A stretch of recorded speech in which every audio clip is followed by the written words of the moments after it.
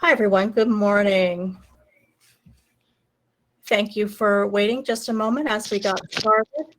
We're so excited to have you here.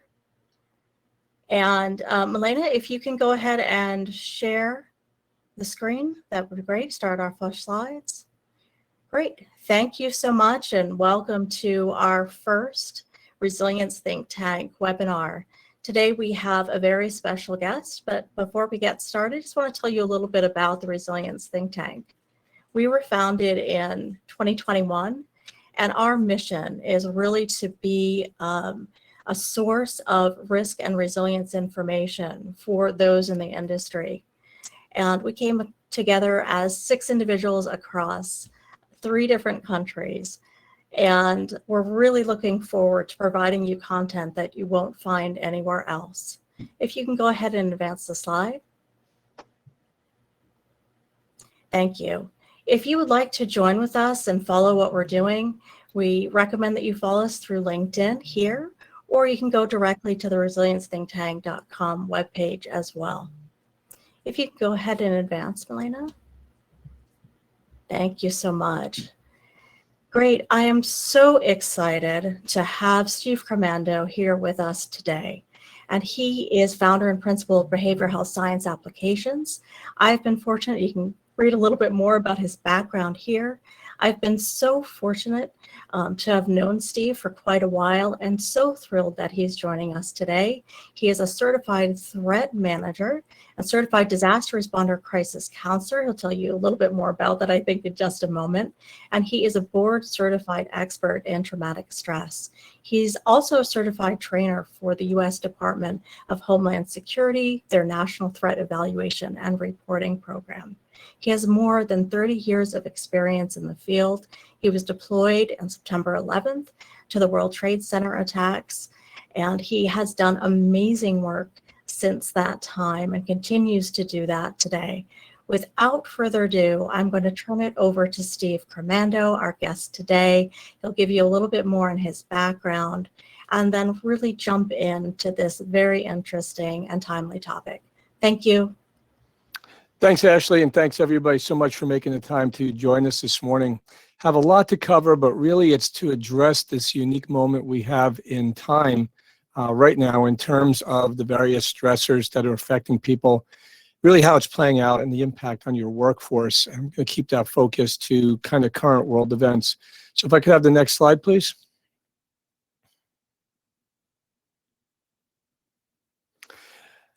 Just a quick heads up. You know, the discussion of everything that's going on around us, whether it's mass shootings in Buffalo and Texas over the last 24 to 48 hours, all the different crises that are kind of swirling around us can be very difficult, can be a little overwhelming. There's nothing in the program that's here for shock value. Everything has a very clear learning point, but certainly we are talking about material that's uncomfortable for people. If we push any of your buttons and you feel yourself becoming uncomfortable, please take a break. You could always circle back to recordings or ask me for the slides in the future so that we can really make sure that you are emotionally okay through the program as well. Next slide, please. Real quick, the program is broken into 3 sections. We're going to talk about the kind of general emotional fallout from Ukraine and current world events. We're going to talk about the concept of secondary traumatic stress, and a little bit about the idea of operational stress on your workforce. And lastly, end with some ideas about coping. Next slide. Next slide. So we are in a very, very unique period of time. The last thing that we can look at, last period of time similar to this, may have been around 1918, 1919, where at the same time we had the last great pandemic, we had World War I going on, a lot of things happening in the economy, both here and worldwide, that really created a very significant kind of multiple stress load or compound stress load on people. But you know what, when we look back in that period of time, not a lot of records were kept to talk about the emotional or the psychological impact of those events. And certainly organizations and communities didn't spend the same degree of attention in thinking and talking about the psychological effects as we do today. So we are, at the moment, all writing the book on how to help people understand and cope with the stressors of really what I refer to as a compound stress environment. Next slide. If you haven't seen it, and I would recommend taking a look, the American Psychological Association periodically publishes what's known as the Stress in America survey. The last version of this came out now about 4 weeks ago. It's still online. And if you look at the graphic with me, and I appreciate that's kind of small print, what we know is that somewhere between 7 and 8 out of 10 Americans are reporting that they feel completely overwhelmed by the cascading level of crises that have been going on for the past 2 years. Obviously, all of this that's going on around us continues to run against the backdrop of the ongoing pandemic. And the pandemic itself, of course, isn't static. It continues to have surges and spikes, new variants, new strains, and all of that. But these numbers are the highest that have ever been recorded in the 15 years that the American Psychological Association has been really studying levels of stress in America. People feel very overwhelmed, and that's in our homes, our communities, our workplaces, really in all different parts of our societies. Next slide. When we think about Ukraine, we know that this is actually a very, very different circumstance for a number of reasons. One, we'll talk about in a moment, which is our media kind of coverage of this, how it's happened, where it's happened, the fact that we're witnessing things in real time really has changed it. And the fact that many of the targets of the Russian invasion have been civilians, hospitals, schools, train stations, all of these sorts of things. It has been obviously a completely traumatizing and horrifying event for people in Ukraine, people who have loved ones, family, friends in Ukraine. But even here from a distance, folks are reporting that this is incredibly difficult. And in some ways, people are having a hard time pulling away and not watching really the news as it unfolds. Next slide. If you, of course, yourself, your family, or someone who has a connection directly to Ukraine, obviously, this is going to feel a lot more close to home. Whether you're, from the region, from the country, friends, family, you've immigrated from that part of the world. Obviously, this stirs up tremendous feelings of powerlessness, of terror, of loss, really an additional layer of frustration watching this unfold and feeling that there's not much people can do to stop this really in its tracks. Next slide. So in one way, this is far away from home. On the other hand, as I said, for a number of reasons, it is very, very close to home, and it's having a very different impact than some of the other military sorts of campaigns, military things that have happened really worldwide. And we'll talk a little more about that in just a moment. Next slide. So when we think back to media coverage, which is really how we are informed and aware of what's happening in Ukraine and around the world today, this is really being considered the first war fully on the web. We think back over history, the Civil War, the first photography. World War II, covered primarily on the radio. Vietnam was televised, but you know what? People got their news 5 or 6 o'clock in the evening in small doses. It was newsreels that were recorded days and weeks prior and physically, communicated or transported to be shown on the network news. But when we get into the modern era, even beyond Vietnam, as I said, we end up with really the internet sharing information much more in real time and much more graphically. And we have the rise of what we refer to as citizen journalists, which means that people are videoing, people are photographing and posting these in different ways. But if we go back to Kosovo, we go back to other times, decades ago, there were photography, there was pictures in real time, and it took you so long to dial them up. It was a very different experience. But the Arab Spring really kicks off this era of citizen journalists, and much of the whole Arab Spring experience really was coordinated via Twitter and other social media posts as well. But when we get into really our most contemporary coverage of the wars, Afghanistan, Iraq, Syria, being online, people again posting that close to real time But what we have today, as you've seen, are reporters embedded in the fighting, walking the streets, showing us in real time what is happening.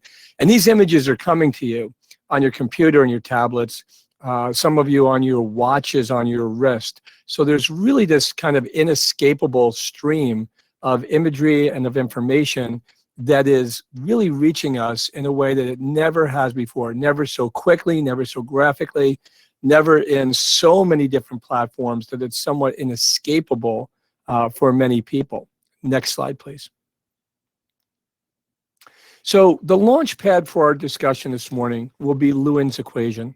Dr. Kurt Lewin is thought to be the father of social psychology, and Lewin had famously said that human behavior is a function of the interaction between a person and their environment. Next slide. So when we think about our environment, we have so many very powerful events happening around us. Over the last days, of course, the tragic shooting in Texas, another elementary school, very similar to some of the dynamics in Newtown, Connecticut at Sandy Hook, now about a decade ago. But we are in a very uncomfortable place here in the States with a just constant drumbeat of mass shootings. We actually, at this point, I believe, have had more mass shootings than we've had days on the 2022 calendar. This, of course, the imagery, the knowledge of the innocent child victims, all the different aspects of this make it incredibly powerful. And many of our eyes, of course, have been fixated on that event over the last 2 days, 3 days now. Next slide. But that's part of our environment. When we think about our environment, and I appreciate I'm preaching to the choir this morning, we're looking at a record, potentially record-setting hurricane season. And last year's and the year before have been very difficult. That's just starting up. We're looking at a very difficult wildfire season across the southwestern and western U.S. that's in full swing. We're in the middle of the pandemic with another spike or surge in which the numbers are ticking up in many, many regions, increased hospitalizations, increased illnesses, increased deaths as well. All of this and more going on at the same time. Next slide. There's this general kind of dysphoria, again, that people begin to experience, like being hit by multiple waves at the ocean before you're able to get back on your feet. If you, of course, are someone who has had direct experience, and think about yourself, friends, family, your workforce, people who have had direct experiences of any of those sort of crises, these new crises obviously can trigger emotional reactions and bring that all back to people. It can be very, very difficult times. If you are someone who's been a combat veteran or a law enforcement officer who's been in deadly force encounters, obviously what we're watching in the military campaign in the Ukraine could be incredibly triggering for people. And again, the shootings in Texas, Buffalo, and around the country, likewise. Next slide, please. So we have a few ways to look at this from a behavioral science standpoint.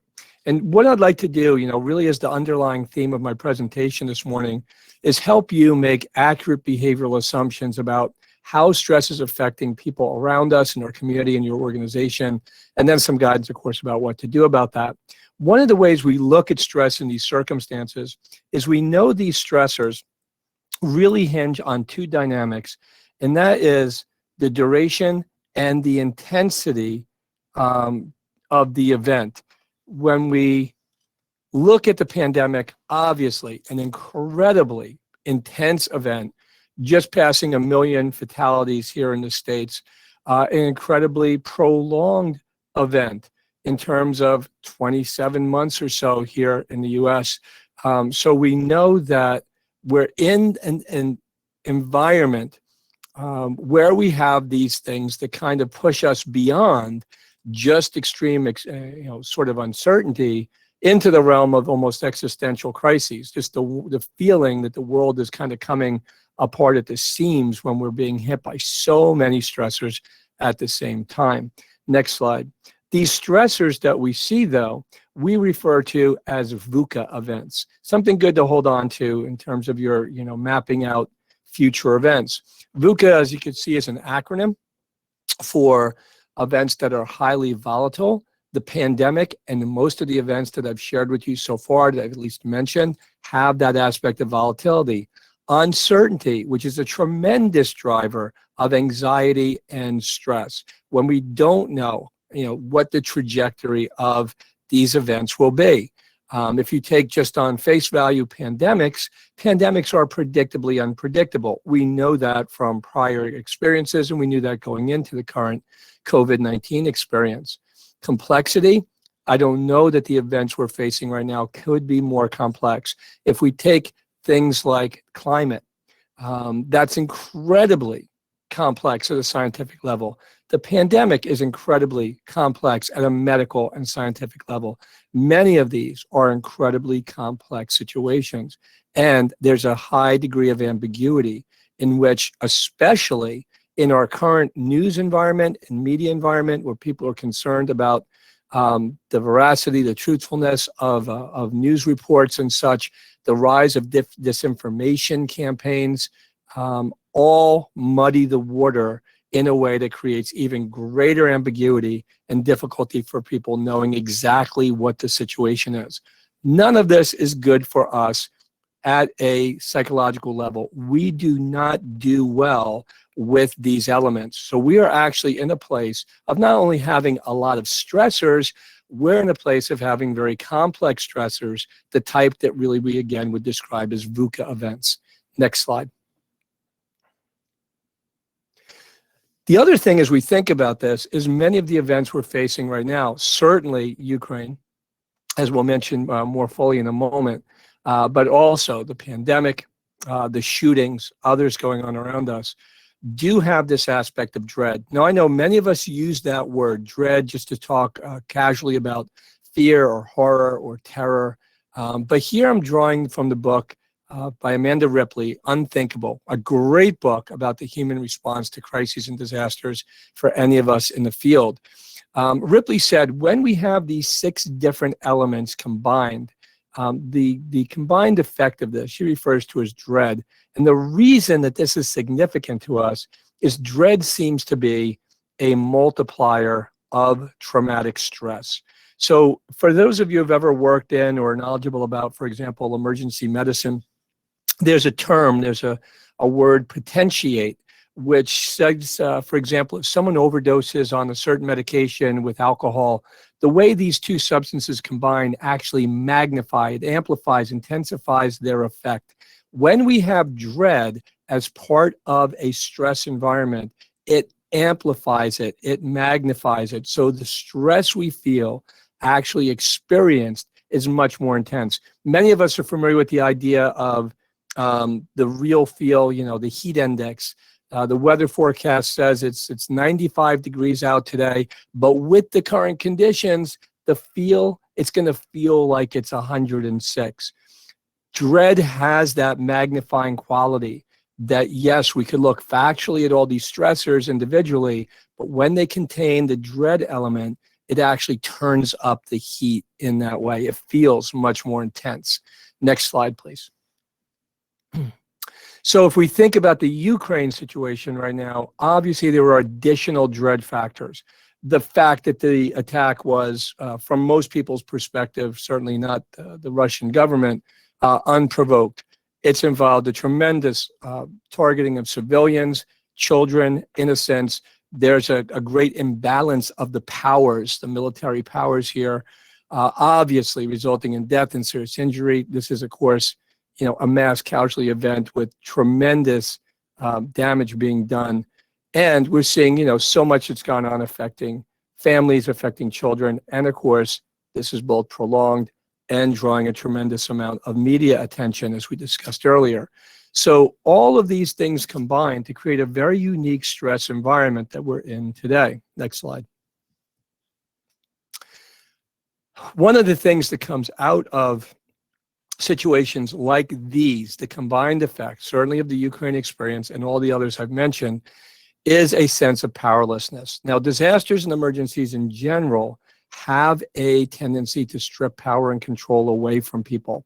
And when we're in that sort of environment, certainly it could be, even more frightening and uncomfortable for people, because it's not our nature to want to be or allow ourselves to remain powerless for very long. So the question becomes, as individuals, as members of a family community or a workforce, what kind of things can we do to push back and really regain some sense of power and control where we can, that helps us function more fully and more effectively in times of really peak stress like this. Next slide. So I want to start talking a little bit about the effects of this, and we're going to talk for a few moments about secondary traumatic stress and then operational stress. Operational stress, more about the effects of stress on performance. Now, all of us get this, that stress is normal, it's natural, it's part of everyday life. In fact, the father of stress research, Dr. Hans Selye, had said to be without stress is to be dead. And I don't know that any of us want to get that comfortable just yet. So we look at this as we look at cholesterol. There's a good cholesterol, there's a bad cholesterol. We want to manage both of those, maybe try to eliminate the bad cholesterol. There are good stresses in the science we refer to as eustress. There are negative stresses in the science we refer to as distress. We try to manage those. We try to eliminate the negative if we can. But in this model, we know that even when it's the quote normal stress, it can overwhelm people. It can have us feel like we're losing control, we're falling apart, maybe even that we're losing our minds in some way. It affects people obviously very differently in different circumstances, but it's not a pleasant sort of experience. Next slide. When we think about compound stress, the idea of all these various stressors hitting us simultaneously, which is our backdrop today. Certainly there are things about the person that also come into play. I spoke much about the environmental factors, the things that are swirling around us in the world today.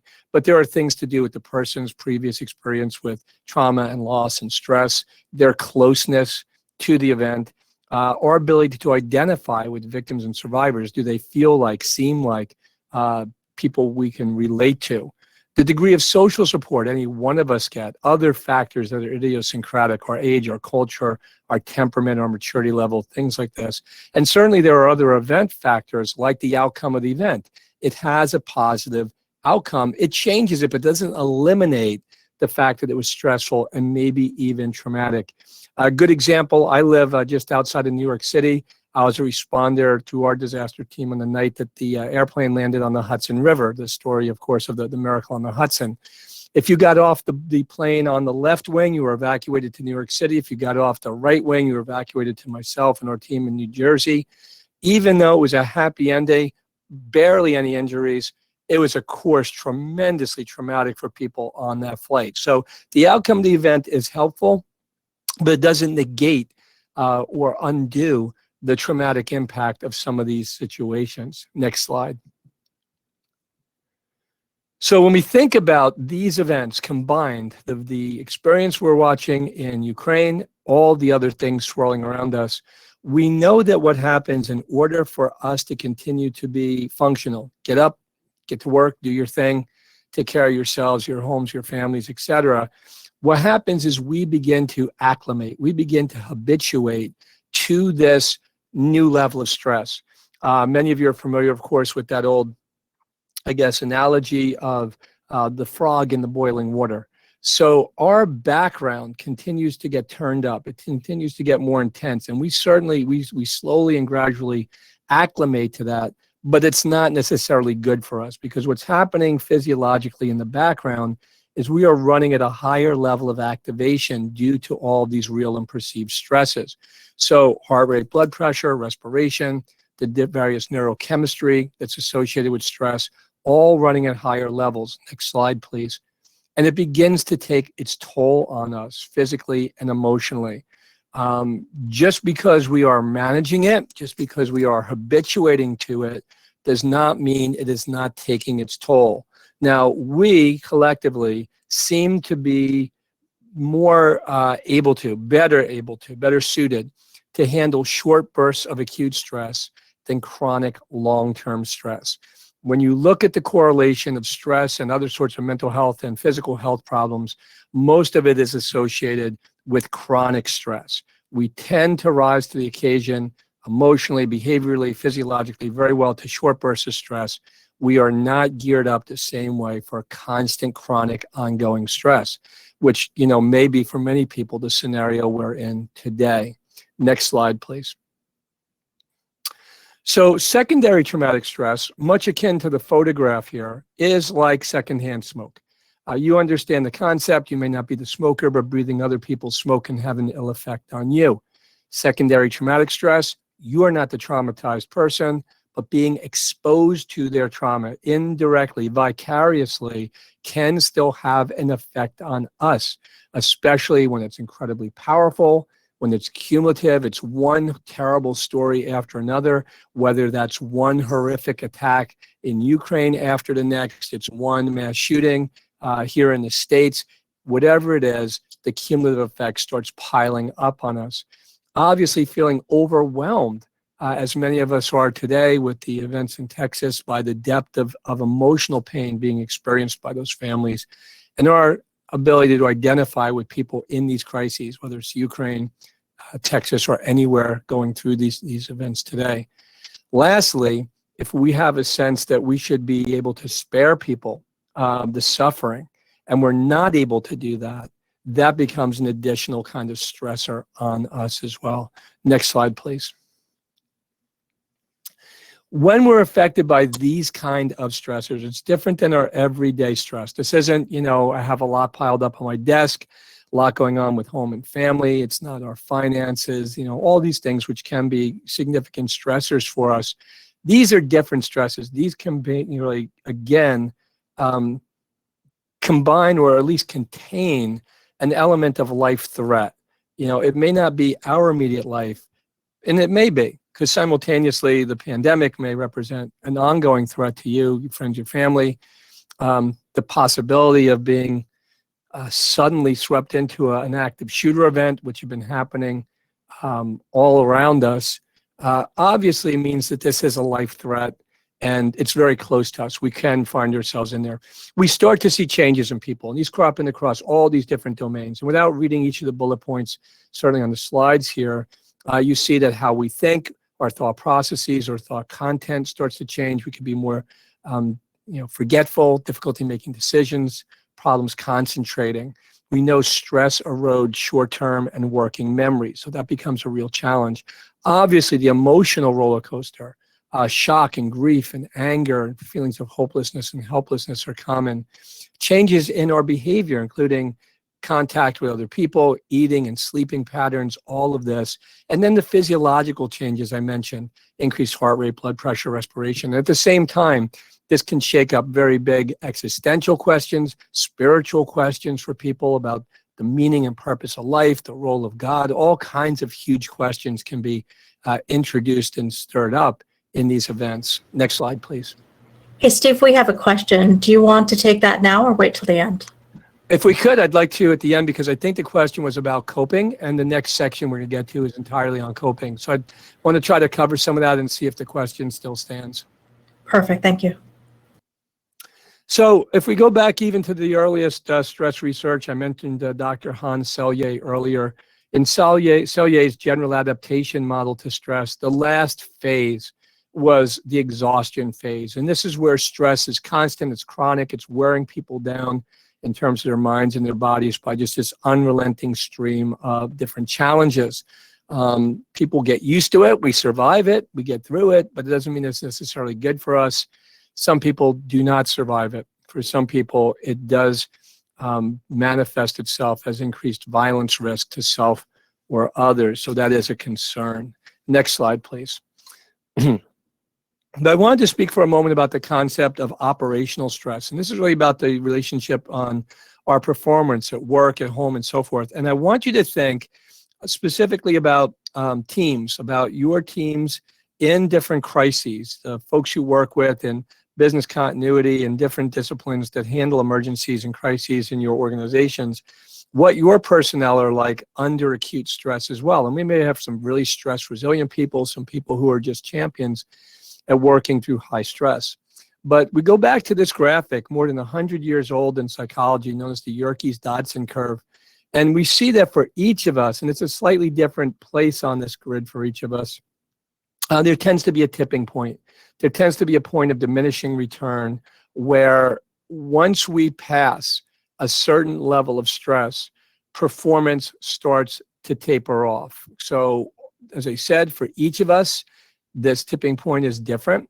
For each of us individually, it may be different in different sorts of events and stressors, but we know for everyone, there is that tipping point. Now, we can change that through experience, through stress inoculation training, through sometimes a person's temperament. There's even some neuroscience about what makes people more stress tolerant.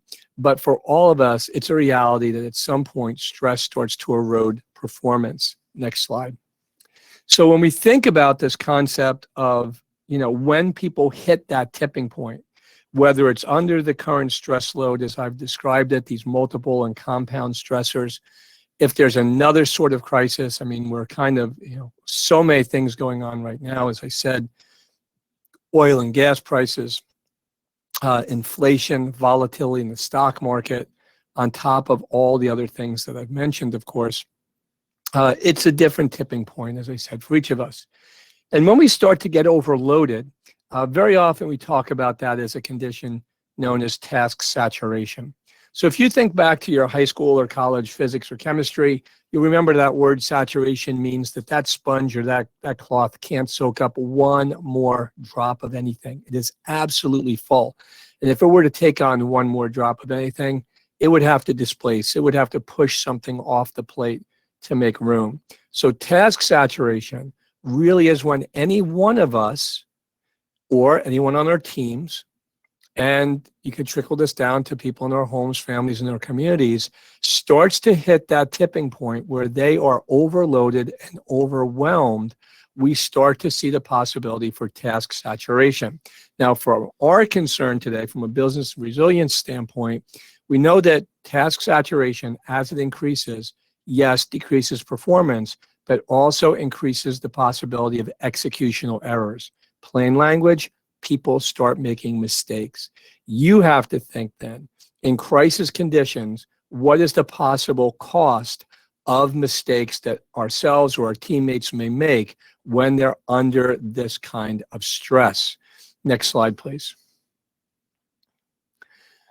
So one of the messages from our program this morning is, yes, we want people to be committed to the mission. We want people to be committed to their organizations. We want people also to be vigilant about their own psychological and physical wellness as we tackle different crises. Task-saturated employees are not heroes. They can be liabilities. They can compromise their own physical and mental well-being. They can compromise your mission. They can compromise your organization. So we do have to understand, how would you recognize in yourself, how would you recognize in others when someone has hit or is approaching this level of task saturation? Before we move ahead, I want to mention this last idea, that monitoring this sort of stress works best simultaneously through three different filters. One is self-awareness, that I know where my red lines are, that I know what my stress-related signs and symptoms are when I start feeling overwhelmed and making mistakes and so on. Self-awareness. The second level is buddy care, where we have teammates who we know and trust who could turn to us and say, hey, Steve, I know you pretty well, buddy. You seem like you're struggling here. Are you okay? Do you need help? Tell me what's going on. If there's a level of trust there, we know each other, I'm probably going to receive that fairly well and try to work with that situation. And lastly, at the management and supervisor level, where supervisors are looking at the workforce, but also looking at individuals and monitoring the general stress of the environment in a crisis situation for the effects on its team, on a team, in terms of performance and wellness. So we're blending performance and wellness into the same sort of model here when we think about operational stress. Next slide.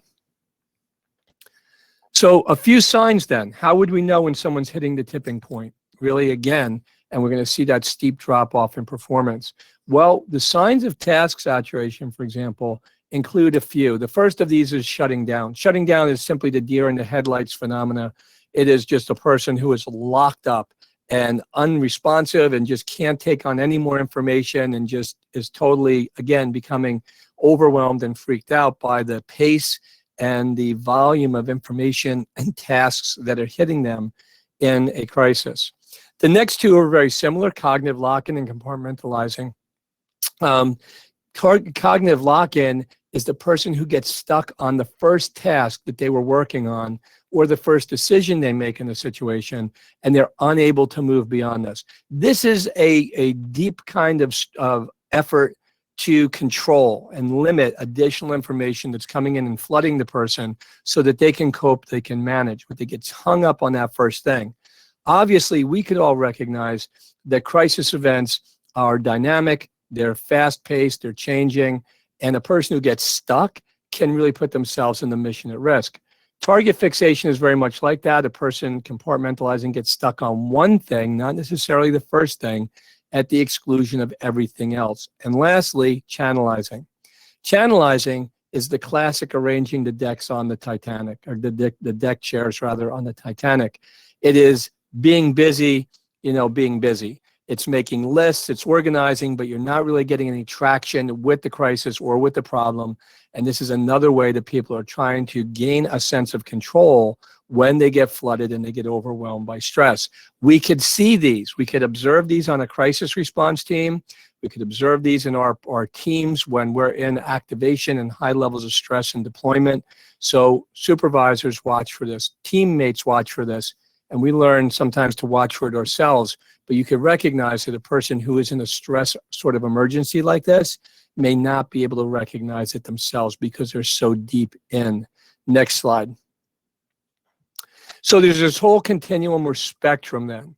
And obviously the first two categories, left to right, speak for themselves. When we're in a pre-event or just our everyday stresses, kind of our normal healthy functioning, everything's kind of falling in place. We're just in our normal daily stride.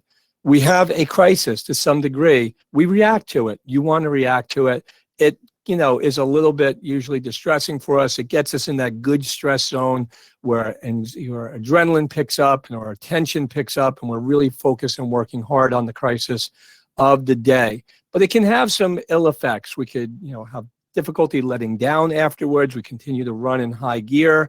That could affect sleep and appetite. We could be more nervous and jumpy. It can want us to be away from other people or maybe even make us clingy for some of us. But where we have real challenges are in the stress injury and stress illness range. Stress illnesses are those that rise to the diagnostic level where someone needs immediate and real professional mental health sort of help. This could be just feeling disoriented or overwhelmed, panic attacks, extreme depressed mood, extreme fatigue, maybe even trouble with reality, and maybe even concerns about suicidality or other violent behavior. Stress injuries are less severe. They require intervention, usually, again, professional mental health sort of intervention to stabilize the person. In both settings, helpful to see or important to see that the person experiencing these levels of stress injury, which is subdiagnostic, stress illnesses, which are diagnostic, that the person may not necessarily be going right back to their task.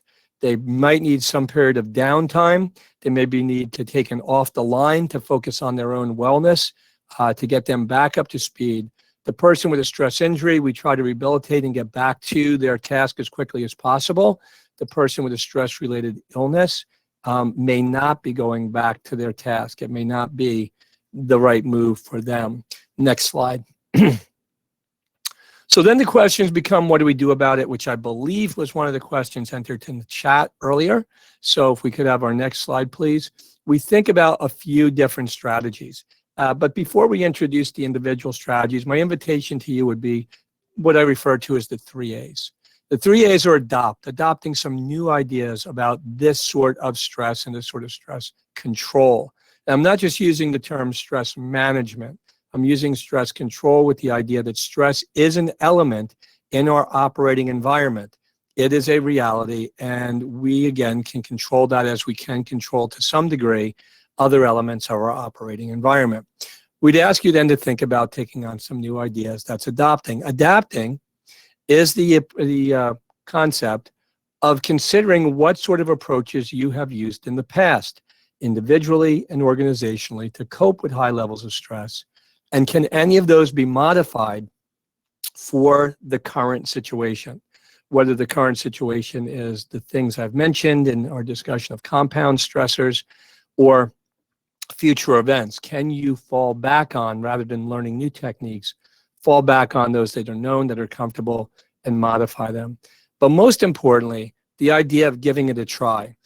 We take this quote, "Action binds anxiety," from the great risk communicator, Dr. Peter Sandman. And Sandman, has pointed out this is a great way to help ground anxiety during different crises, is to give people really practical things to do. Tasks, keeping busy, not just to distract them, but to kind of discharge and focus some of that energy in a constructive way, and to help reassert a feeling of control. Next slide. So we start to think about, the things you've heard already.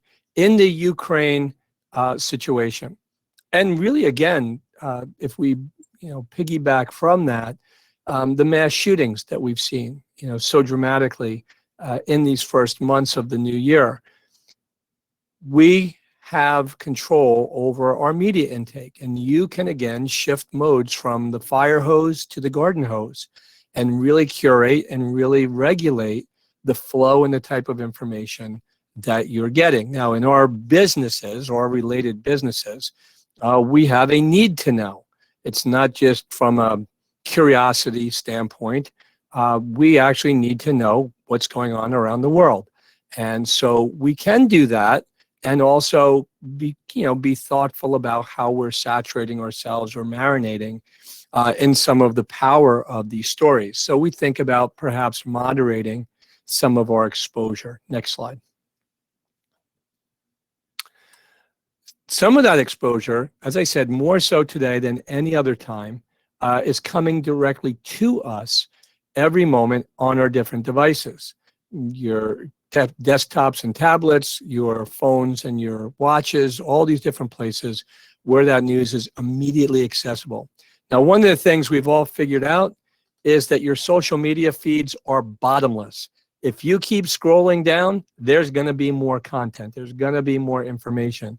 So what does that create for many people? A feeling that this is bottomless, that the depth of chaos, the depth of sadness, the depth of problems around us is never ending, because as the further we scroll, the more and more there is of this material.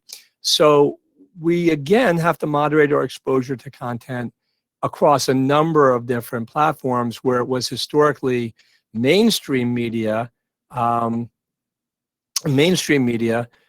We know that we also have to be mindful of our social media sort of feeds. This is another place where we have a degree of control. Next slide, please. So a few things to think about, some strategies for these sorts of stressors. Now, there's a lot of good, very, very, I guess, wide application sort of stress techniques. I'm going to speak to ones that are particularly kind of relevant to this stress scenario that we're in today. First of all, this idea of focusing on our everyday activities. So you're familiar, of course, with the concept, and you've heard much about mindfulness throughout the pandemic. And many of you, of course, were tuned in to the concepts of mindfulness, maybe even long before that. But mindfulness is where we put our focus, where we put our attention. And if it's on those powerful and really, emotionally overwhelming stories, we're going to feel the power and overwhelming nature of those stories. If we redirect our attention on really digging into the things we're doing, it's getting ourselves ready for, a project, whether it's something in our home, in our family, really leaning into it in a way that we're giving it our full attention. We're all familiar with the idea of multitasking. At a scientific level, there really is no multitasking. At a neuroscience level, we can shift from one concept, one task, one idea very quickly from one to the other. That gives us the sensation that we're doing many things at one time. But you honestly can only fully focus on one thing at a time, which means if you're focusing on this, you're not focusing on that. If you are really leaning into your daily work, your challenges, your everyday life, it frees you up from some of the power of other things. Now, this is not to say to be in denial, to ignore those things going on around us. This is a concept of moderating it so we are not overwhelmed. Remember, transitioning from the fire hose that's blasting us with information to the garden hose where we're controlling that stream of information in a more productive way. Number two, we have a tendency, it's a natural human bias, one of the 181 different cognitive biases that we have, which is confirmation bias. We have a tendency to look for those things in the world around us that confirm our beliefs. If you believe the world is falling apart, your mindset will gravitate to more evidence that the world is falling apart. So we do have to catch ourselves when we get in that loop. As I said, it's a natural cognitive tendency, but it is also one we could be aware of and we could push ourselves out of, because it's, again, not going to be particularly helpful to us in moderating stress. Next slide, please. Now, you've heard this to the point of it becoming a cliche. I remember even in the wake of 9/11, President Bush and others saying, get back to your routines. And that can sound really trite. It could sound, as I said, very cliche. But there actually is a psychological benefit to routines, because what routines are is predictability. It means this is the time I know I'm going to wake up and I'm going to have lunch and I'm going to work on this or that, and this is the time I'm wrapping up work, and this is the time I do these things. So when we have some element of predictability added back into our life, it again adds to a sense of control, really to push back against the sense that everything is spinning around us and there is no controlling this. Now, obviously, it sounds like very common sense to eat, hydrate, take care of yourself in these ways. I get that. It sounds very simple. There is, though, for many people, a tendency when you see adversity and other people suffering, that it feels wrong to be caring for yourself. It feels selfish or a little bit like pampering when you're watching massive suffering in other people. You're familiar probably with the old idea that we can't pour from an empty cup. We need to keep ourselves recharged, keep ourselves physically, emotionally healthy, not just to care for ourselves, but even to be available to care from others. Nothing real good comes out of grinding ourselves down as well. But it's not a natural tendency for many people even to keep up, because we could find ourselves saying, I'm just not hungry. The things I'm hearing, the things I'm seeing are just so powerful. They're so tragic. I just don't have an appetite today. So the message here is, even if you don't feel like it, try to keep up a little bit on regular meals and hydrating and so forth. Next slide, please. You're familiar with the idea, and of course, this was made even more famous through the last Summer Olympics, this idea of it's okay not to be okay. The stress reactions that many people are having are very much understood to be normal reactions to an abnormal circumstance, abnormal environment that we're in right now. As I said, if you roll together the effects of climate, the war, the economy, the mass shootings, everything that's happening around us, and those are just to touch on a few of the hot buttons, it's totally understandable that people could be really beyond concerned, feeling really overwhelmed. And that's what the results of the American Psychological Association survey said. So don't push that away. That's not a weakness. That's not a deficiency in any one of us. It is human. It's the natural, normal way to be. If we allow it, if we embrace it, if we find ways to constructively manage it, we probably do better than simply ignoring it or feeling that we can't tolerate that in ourselves. I should be stronger. I shouldn't feel this way.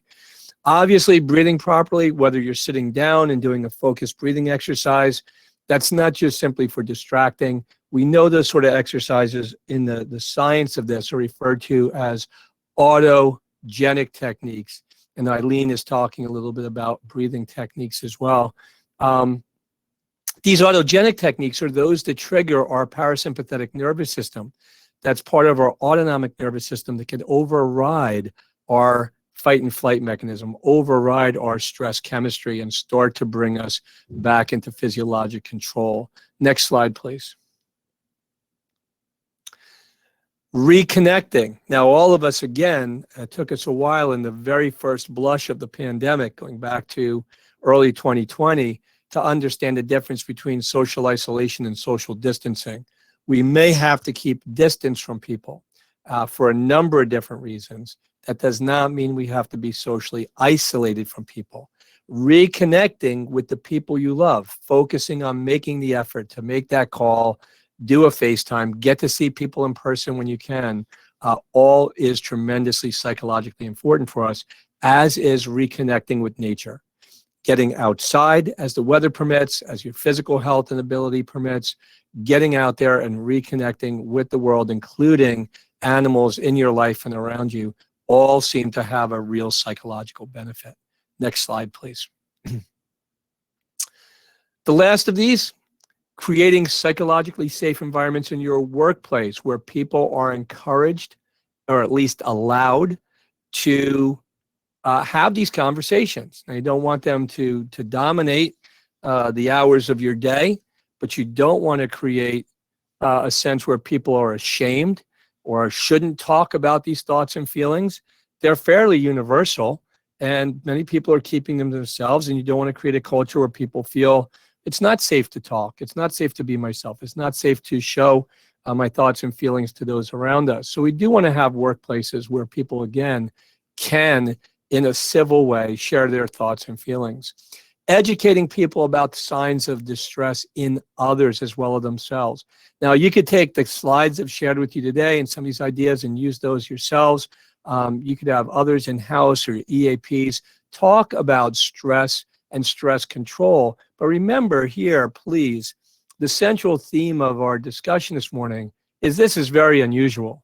This is not our everyday stress environment and our everyday stress management sort of techniques. We really need to be thinking about this is a real unique moment in time and focusing on stress and wellness in a different way. Recognizing stress in ourselves and others, checking on coworkers, again, and letting people know what resources are available to them in the community, in the workplace, for assisting them if they're struggling with stress. Next slide, please. So try to, again, adjust some of your focus. Look for good news around you. Try to, again, gobble it up when you can. Soak yourself in some good news too. Where there are opportunities to contribute, try to make a difference. Understand that these are big problems. It is difficult for any of us to feel that we make a huge difference. But collectively, if all of us are trying to make a difference, it starts to add up.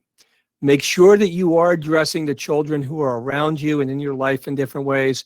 They are affected by these stressors differently. These are not stresses that many children, depending on their age and maturity level, will understand or have a way to talk about. But don't leave them out of the loop and figure this doesn't concern them. Kids know when things are going around, and when the adults around them are not talking to them, they're not sure what to make of it. So in age-appropriate ways, think about how to talk to kids about Ukraine, about these mass shootings, about other things. The American Psychological Association does have good resources online for talking to kids about war and these other stressors. So it's something to take a look at. Next slide, please. Last few ideas: reach out for help when you need it. Encourage other people to reach out for help when they need it. Sometimes, again, given who we are in our organizations, the roles we fill, the hats we wear, people have the assumption that we should be more stress resilient or more stress immune than the average person because we work in crisis and emergency situations more often. We train for them, practice in them, we live in those mindsets. But do know when it's time to get help and reach out and get it, and encourage other people who you see struggling around you to reach out and get the help they need as well. Next slide. So as we said before, kind of in some of our closing thoughts, self-care is not selfish. It's not always easy to do. It's not just for other people. It's not a sign of being selfish or narcissistic, as I say, and it's not a luxury. Eileen is saying sometimes you really need a good cry. Whatever it is to take care of yourself, this is an important time in period in time to really be doing those things. Next slide. There are a few circumstances in which someone would need to be connected with immediate mental health services, someone who's just totally disoriented and losing a sense of where they are and what's going on around them, suicidal or homicidal thinking, overwhelming anxiety, any sort of psychotic symptoms like delusions or hallucinations, inability to care for themselves, overusing or misusing drugs and alcohol, and other forms of dangerous behavior. That is something that does need professional assistance right away. Next slide. And some of the last ideas are recognizing and reinforcing positive growth. You know, we think about stress, even thinking about traumatic stress, it's usually presented, and much of what I've spoken about is the downside. There is also the possibility of traumatic growth, where people come through crises stronger, more resilient, more robust, and more ready for the next situation. If you're seeing evidence of that sort of growth in yourself and others around you, recognize it, applaud it, water it, feed it, let it grow. Next slide. And look for evidence also of compassion satisfaction. Many people are familiar with the idea of compassion fatigue. It's another discussion akin to what I've shared with you today, but people's compassion can really be worn out by these sort of multiple crises. There is also the possibility of compassion satisfaction, which is the good feeling we get from doing the important work we're doing to protect our communities and our organizations, our homes and our families. If you are feeling that glow, soak it up, and again, use its positive benefit to get through these events. Next slide. Any place you see resilience in yourself and others, and here I'm speaking about it as a psychological concept, nurture it, feed it, look for ways to further develop it, whether that's self-study, it's in groups, it's by learning new methods, and some that we've shared here today. Next slide. So in wrapping up, as I said, we start a few minutes late. We're going to end just a moment. As I said, our response to all of these events is very challenging, and for some people, overwhelming. But it's not going to last forever. These will begin to resolve, and we're going to move on to other things. Unfortunately, both the events and our reactions to them cannot be rushed. People get through the emotional challenges, the psychological challenges of these stressors in their own time and on their own terms. And we have to allow that, not measure ourselves against them, not measure them against others around them. But people get through this most effectively with our compassion, our empathy, and our supportive acknowledgement that they're struggling and we want to help. Next slide. So I want to thank you very much for being part of this and allowing me to present this morning. If you do need to reach back to me at all about anything that I've shared today or other trainings or programs, please do through either Ashley and the team or directly to myself. But I hope you found some of this interesting and can put some of these ideas to work. Ashley, I'll open it up for a few moments if you like the questions, or just turn it over to you to close out our program.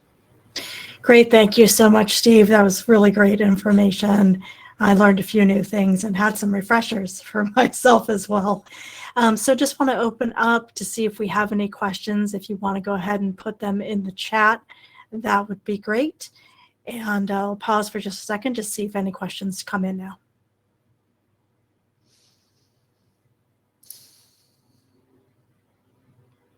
Okay, it looks like we don't have any questions at this time.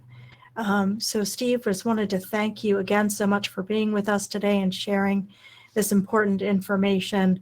I think everyone got something out of it, and thank you so much for being willing to connect with others again. Thank you, Ashley. Yeah, thank you so much. Okay, thanks everyone. Hopefully see you again at some future point. Be well, take care of yourselves. Thank you. Have a great day, everyone, and thank you for joining today's webinar.